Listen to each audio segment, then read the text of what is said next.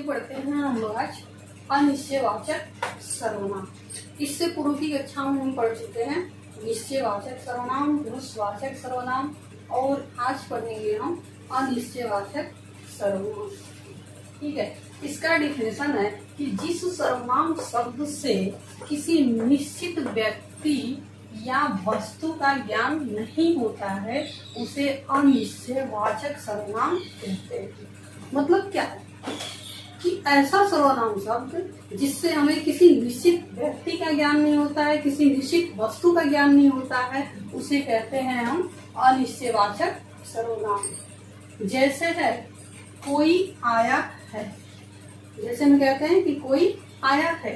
अब यहाँ पर कोई जो शब्द है ये अनिश्चयवाचक सर्वनाम है, क्योंकि कोई आया है, कंफर्म नहीं हो रहा है कि कौन आया है, इसलिए ये यहाँ पर क्या है, कोई शब्द जो है अनिश्चयवाचक सर्वनाम है।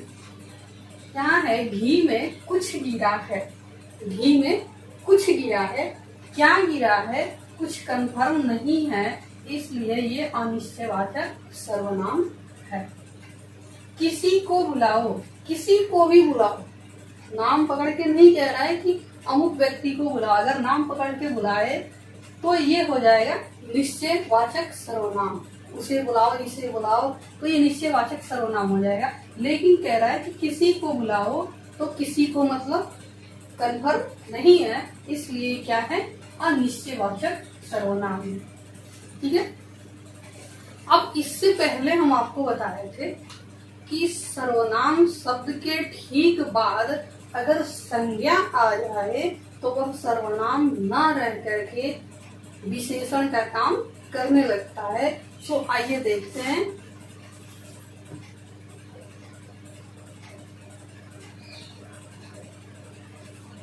ये रहा आपका सर्वनाम कोई, कुछ, किसी।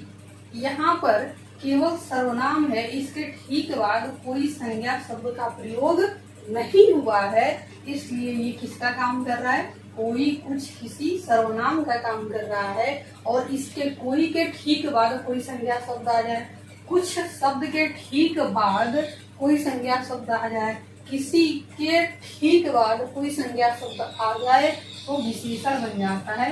जैसे में देखते हैं, कोई आया है। अब यहाँ पर कहते हैं कि कोई लड़का आया है।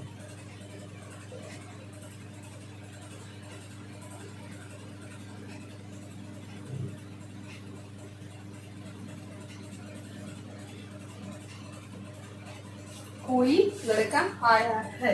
अब देखिए ये यहाँ पर था, इसके ठीक बाद कोई संज्ञा नहीं थी, तो कोई शब्द अनिश्चयवाचक सर्वनाम का काम करता था। अब देखिए जो लड़का शब्द है ये क्या है, आपका जातिवाचक संज्ञा है। ये क्या है, आपका जातिवाचक संज्ञा है। और ये जो कोई शब्द है ये आपका अनिश्चयवाचक सर्वनाम है। ठीक है, तो अनिश्चयवाचक सर्वनाम के ठीक बाद संज्ञा शब्द आ गया है, इसलिए जो अनिश्चयवाचक सर्वनाम था ये सर्वनाम नहीं रह गया, ये विशेषण का काम करने लगा। ये लड़का की विशेषता बताने लगा कि कोई लड़का आया, ये लड़का की विशेषता बताने लगा, इसलिए ये विशेषण हो गया। अब ये सर्वनाम नहीं रहा, यहाँ पर ये सर्वनाम का काम कर रहा था। दूसरा देखते हैं, यहाँ घी में कुछ गिरा है। अब यहीं पर कहते हैं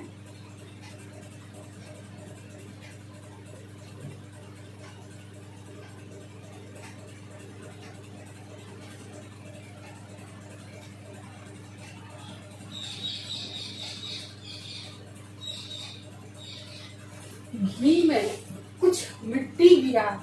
अब देखिए कुछ जो शब्द था ये आपका अनिश्चयवाचक सर्वनाम था, लेकिन इस कुछ शब्द के ठीक बाद ये जो मिट्टी शब्द लग गया। मिट्टी शब्द क्या है, आपका संज्ञा। मिट्टी शब्द क्या है, संज्ञा है।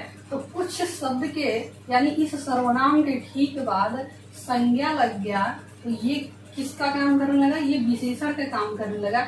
ये मिट्टी की मात्रा को बताने लगा कि कुछ मिट्टी गिरा है, यानी कि क्या, ये संज्ञा की विशेषता बताने लगा। संज्ञा की विशेषता बताने लगा, इसलिए कुछ शब्द यहाँ पर क्या हो गया, विशेषण हो गया। और यहाँ पर यही कुछ जो शब्द था ये अनिश्चयवाचक सर्वनाम था। तीसरा एग्जाम्पल देख लेते हैं, किसी को बुलाओ।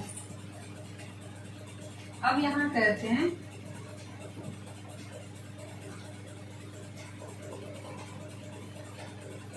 किसी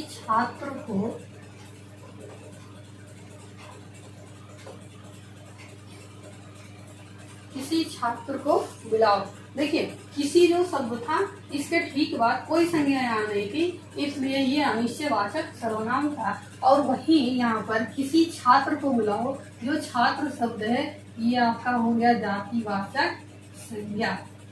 जातिवाचक संज्ञा हमने बताया कि किसी भी सर्वनाम के ठीक बाद यदि संज्ञा हो तो वह संज्ञा की विशेषता बताने लगता है, इसलिए यह विशेषण हो गया और ये हो गया आपका संज्ञा। ये छात्र की विशेषता बता रहा है कि किसी छात्र को बुलाओ, इसलिए ये क्या हो गया आपका विशेषण हो गया। तो अब अगली क्लास में हम नेक्स्ट डे